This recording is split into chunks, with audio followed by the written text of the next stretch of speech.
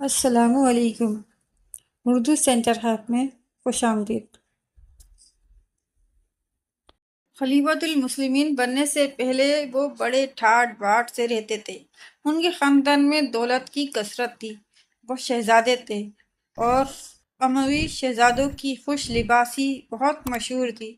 وہ 1000 دینار کا ایک سوٹ خریدتے اور نرم ملائم ہونے کے باوجود بھی کہتے بہت موٹا اور کھردرا ہے۔ زندگی کی یہ امیرانہ بہاریں تھیں۔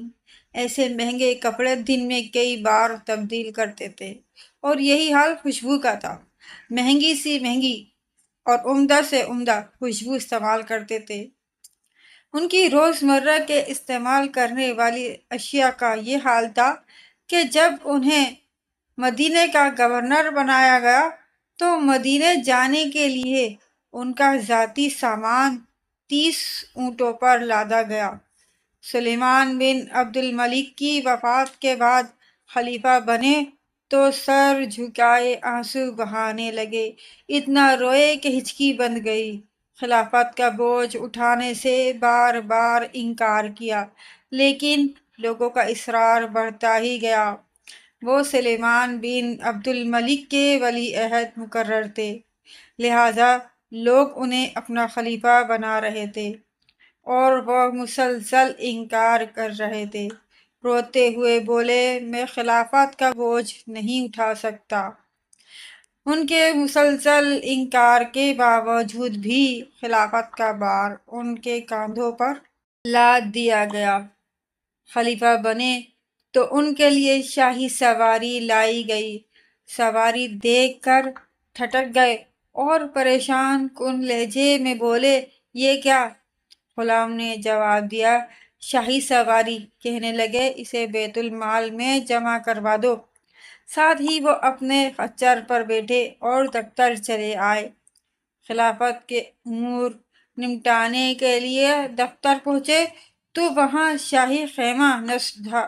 شاہانہ ٹھاٹ باٹ، قیمتی پردے اور عمدہ تکیے پر پرتکلف قالین اور صاف ستھرے غالیچے۔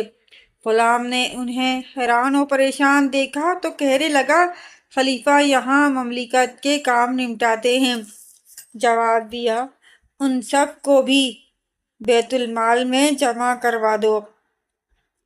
ایک دفعہ بیت المال کو وسیع کرنے کی ضرورت ہوئی تو انہوں نے انتہائی ضروری چیزیں اپنے پاس رکھیں اور باقی ذاتی سامان بیت المال میں جمع کروا دیا۔ وہ خلیفہ کیا بنے، سب کچھ بدل گیا۔ شاہانہ زندگی ترک کر کے انتہائی سادہ زندگی گزارنے لگے۔ طرز زندگی ایسا کہ صرف ایک سوٹ ہی پاس رکھتے اور اسی کو دھوتے اور اسی کو پہنتے۔ کہاں وہ 1000 درہم کے قیمتی نرم و ملائم سوٹ جو دن میں کئی بدلتے، اور کہاں موٹے کھدر کا ایک ہی سوٹ جو کئی دن پہنے رہتے۔ ایک دفعہ عجیب واقعہ پیش آیا۔ خلیفہ کا ایک سوٹ اتنا پھٹ گیا کہ پہننے کے لائق نہ رہا۔ جب کپڑے پر پیبند لگانے کی کوئی جگہ نہ باقی رہی تو انہوں نے 8 درہم کا نیا کپڑا منگوایا۔ کپڑا سامنے آیا تو ہاتھ میں پکڑتے ہی بولے، یہ بہت نرم ہے۔ پاس ہی کھڑے آدمی کی ہنسی نکل گئی۔ خلیفہ نے دیکھا تو بولے، بلا وجہ ہنسنے کا مقصد؟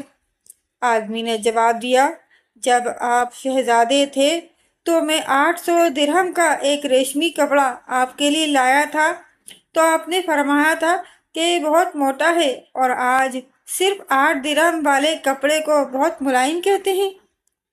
اپنی زندگی کی آخری بیماری میں جب مبتلا تھے تو مسلمہ بن عبد الملک نے اپنی بہن اور خلیفہ کی بیوی سے کہا، خلیفہ کی قمیص میلی ہو گئی ہے، لوگ عیادت کے لیے آتے ہیں، لہٰذا کوئی صاف قمیص پہنا دو۔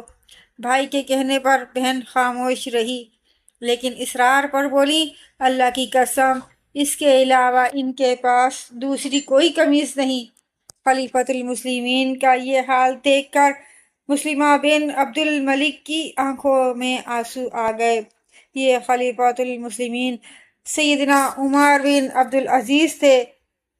جس طرح امیر المسلمین اور ان کی بیوی کے تقوی اور سادگی کا یہ علم تھا، اسی طرح یہی حال ان کی بیٹیوں اور وقت کی شہزادیوں کا تھا۔ ان کے کپڑے پیبند لگے ہوتے تھے۔ ایک دن تو یوں ہوا کہ کسی کام کے لیے اپنی صاحبزادی کو آواز دی۔ کافی دیر گزر گئی لیکن وہ نہ پہنچی تو بڑے پریشان ہوئے۔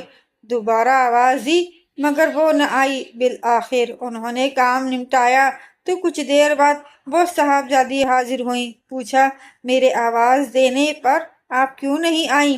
صاحبزادی نے کہا، میرے پاس مکمل کپڑے نہ تھے۔ خلیفہ نے سنا تو خود ہی خاموش ہو گئے۔ خلیفہ کی زندگی میں عید آئی تو چند دن قبل ان کی بچیاں باپ کے پاس آئیں اور بولیں، ابا حضور عید کی آمد ہے، ہماری سہیلیاں کپڑے بنوا رہی ہیں اور ہمارے تو پرانے کپڑے بھی پیبند زدہ ہیں، کیا عید پر ہم نئے کپڑے نہیں پہنیں گے؟ شہزادیاں وقت کے خلیفہ سے سوال کر رہی تھی اور خلیفہ سر جھکائے خاموش بیٹھے تھے۔ دیر تک سوچنے کے بعد جواب دیا، جو کپڑے تم نے پہن رکھے ہیں انہیں دھو کر صاف کر لو اور عید کے روز پہن لینا۔ نہیں بابا جان، آپ ہمیں نئے کپڑے بنوا دیں، بچیوں نے ضد کرتے ہوئے کہا۔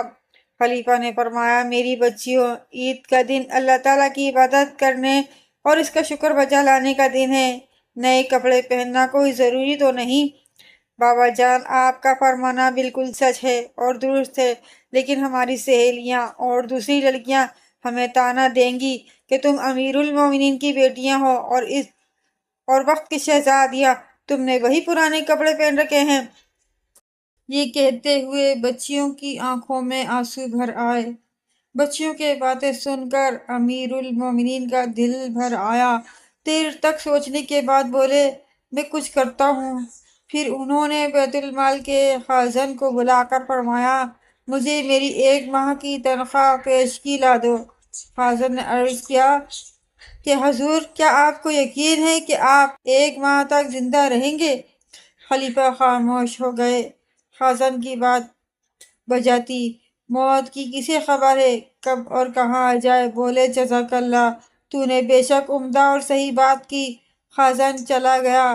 خلیفہ نے بچیوں سے فرمایا، پیاری بیٹیوں، اللہ عز و جل اور رسول اللہ صلی اللہ علیہ وسلم کی رضا کے پر اپنی خواہشات قربان کر دو۔ کوئی شخص اس وقت تک جنت کا مستحق نہیں بن سکتا جب تک وہ کچھ قربانی نہ دے۔ خلیفۃ المسلمین عمر بن عبدالعزیز کی بیٹیوں اور وقت کی شہزادیوں نے پرانے کپڑوں میں عید ادا کی۔